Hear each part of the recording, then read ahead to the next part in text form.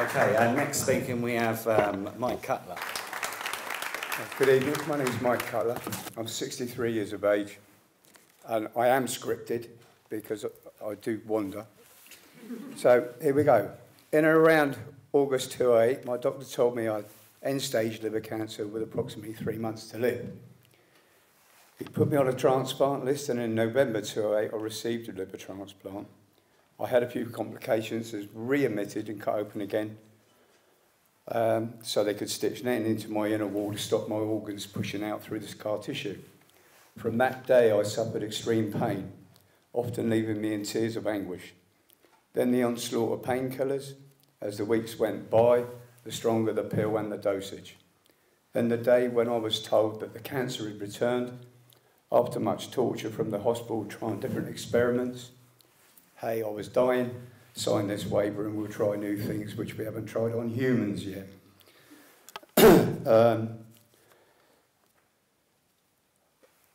They just might work, but they didn't. In the end, they gave up and sent me home to die with a large bag of morphine. My physical state deteriorated rapidly and I became bedridden. My wife, Tina, was my rock. Bit emotional. She held me when I was scared. She soothed me in the middle of the night when I was racked with pain. Administered my drugs because my hands were shaking too much. I remember laying there trying to remember who I was, covered in this dark mist that surrounded me. Through the haze I could see very little and prayed now that I would die to end the suffering. But even in the darkest place there is a glimmer of light and the mist would disperse, and it was in those moments of clarity I decided that I was not going to die. I started to search the internet for answers. I wrote to every cancer charity going. I got one reply from Macmillan. The rest did not want to know.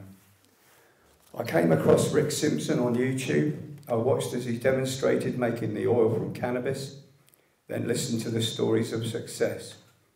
But in your mind, you're saying, can this be really true? If so, why isn't our government allowing our doctors to prescribe this for sick people? I managed to find some oil through some fluke or other and began taking it on the 25th of April 2013. I began to sleep and eat better, and after 3 days, I stopped taking the morphine. I just didn't need it anymore. I told my doctor that I was taking cannabis oil, who was more shocked over the fact that I wasn't having serious withdrawal symptoms. A couple of months later, I thought I was coughing up blood. So back to the doctors for what I thought was going to be more bad news. But he said he didn't know what it was, but it's not blood.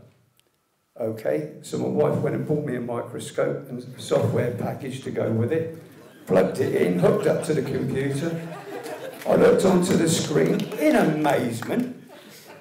I photographed what I saw, and with the aid of the software, I was able to search and see what it was. Dead cancer cells.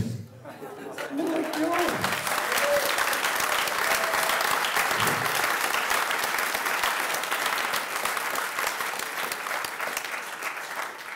I went back to the doctor, who referred me back to the hospital where I received my transplant.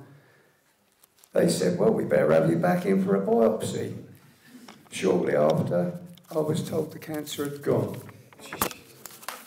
Since then,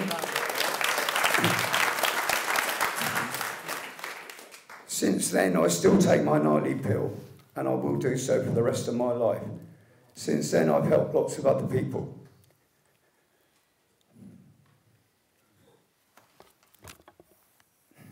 And I'll never turn anyone away.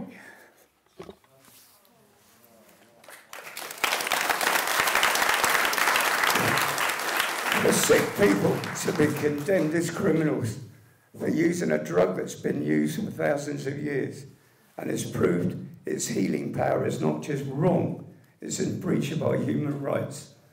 I'm not going away, and more people to stand up and be counted, then we can be a force to be reckoned with. And we will change the laws. That's why the United Patients Alliance was formed to give people a voice. So let's stand under that one banner and be heard.